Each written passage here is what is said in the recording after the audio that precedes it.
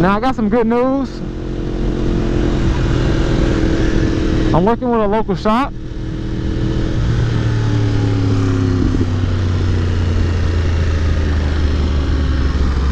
I have a local shop here that has a dyno, and he does tuning, but it's not just, you know, as soon as the door is open, when he opened the business, it's just straight tuning, just from the time he get there to the time he go home. So it's usually some downtime in between, since he run the shop mainly by himself. I'm trying to work out, you know, some details to where I could start using the dyno there. So, you know, that's going to be huge, because I mentioned in one of my other videos that I was going to start trying to try to get a shop. So this right here helps kind of put my feet in that direction without actually going fully into it. So this is kind of be like a test in a sense to see how it goes. Not that I'm, you know, not confident in it or nothing, but I'm just saying, if this is the opportunity that I have, you know, right now, then that's the opportunity that I'm going to take. So we're working out the details. So far it seems like it could work. I mean, I've already got the okay as far as, you know, being able to come there and tune and stuff. So so it's kind of, it's there, but it's not there. I just kind of gotta, there's some more things I want to go over that we haven't discussed yet before I would say it's 100% into play. As of right now, I got the okay, but I just want to go over some other things of, you know, my plans, intentions, and ways that, you know, I can, you know, help him, because I mean, I want him to get something out of it too. You know, I'm not just some selfish asshole that's just trying to, you know, use somebody to get to the next level. So I do want to make sure that I'm benefiting him as well. So that's kind of what's in the talks right now. But then I'll be able to do a lot of, you know, dyno tuning videos and a lot of cool videos. I think most people will like it. You know, just comparing like different fuels and just doing, you know, more of the behind the scenes stuff of, you know, how a lot of us get our bikes set up, and, you know, all of the time and testing and everything that kind of goes into that. So I think this would be a great opportunity to do that. You know, I'll be curious to hear if that's something that y'all would be interested in, you know, seeing, like more dyno videos of different bikes, seeing how bikes, you know, power they make and torque they make compared to each other, you know, comparing it to, you know, the different fuels that they may be on, you know, and all that type of stuff. And even like, you know, hosting like some meets there, or just, you know, just doing some biking stuff. Because I mean, like I say, you know, I get it. You know, the channel basically has been driven strictly off of some balls to the wall racing. But, you know, I like different stuff. I like cruising. Like right now, I'm just taking a random ride and just riding around. You know, I like riding. I like a lot of other stuff. You know, I don't normally post that type of stuff, but, you know, I like that type of stuff. So that's kind of why I'm starting now to get back into just doing stuff like this, because it came to a point where,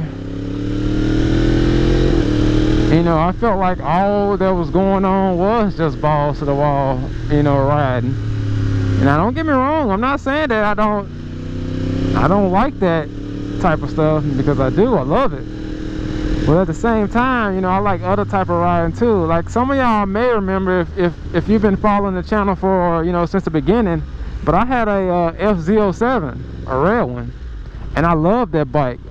But I sold it because I wasn't really riding, and I convinced myself that, you know, balls to the wall racing was the only thing. That was the only way to go. So I convinced myself to sell it. And ever since I sold it, man, I regret it like every day. I mean, granted, yeah, I can go get another one, but I paid for that one brand new off the showroom floor with 0 miles, just like this R1M. So, you know, it's not easy to just go and get another one, you know what I'm saying? I really like that bike, and You know, ever since I sold it, actually, I bought that FZ07 as my vlog bike. That's what that bike was specifically for. That was for me to vlog and to learn how to wheelie. No lie, that's the whole reason I bought that bike. But I sold it, and I hated myself for it. And you know, that same thing happened with my F250. I had bought it till I can do more, you know, traveling and, you know, and stuff with the bikes. But what ended up happening was that I wasn't using the truck as much as I thought I was going to use it, so I ended up selling it. Now I wish I would have kept it, because I need to be able to you know, get a trailer and be able to, you know, just take the bike across states whenever I need to, instead of having to rely on other people. So eventually I'm probably going to get another, you know, like naked bike or some like similar bike to an FZ, and you know, probably use that as my main, you know, vlogging bike. Because like I say, man, just this balls to the wall racing just kind of it made me, how can I put it, it kind of took away from a lot of the other joys of riding the bike, if that makes sense. I don't even know if that makes sense, but you know, it's one thing when you have, if you have a bike and you set it up for how you want to set it up, then that bike is going to be pretty much set for that particular thing. But unless you have a whole bunch of different variety of bikes, you can't get that riding experience that you would get if you had an FZ07, or if you had, you know, a supermoto, or you know, a dirt bike, you know, whatever it is may be. Like, all of those are going to give you different riding experiences. So for me, once I got rid of the FZ07, it kind of put me in a point to where it was like, I'm just only, like, if I'm not doing balls to the wall racing, that's just pretty much all of what it is. Since the bike is lower and everything, I mean, you can't, you know, it's one thing if it was still just like stock height or something, then you still can just, you know, enjoy the luxuries of turning, blah blah blah, etc, etc. Like, but since it's lower, you can't really turn it how you could a stock height bike, so it kind of eliminates that from your ride. So if you kind of see where I'm going, it just kind of puts you in this one category of biking, and then that's pretty much it. But there's so much other, you know, stuff to biking. And you know, for me, I feel like I was kind of getting away from all the other stuff that I love about biking. So you know, there it is. So there's going to be a lot more vlogging and stuff for me doing cruises, and probably some motorcycle meets that I'm going to set up and things like that. You know, just so I can get back to just enjoying riding without actually, you know, having to take the bike up to 200. So that's pretty much going to be the plan.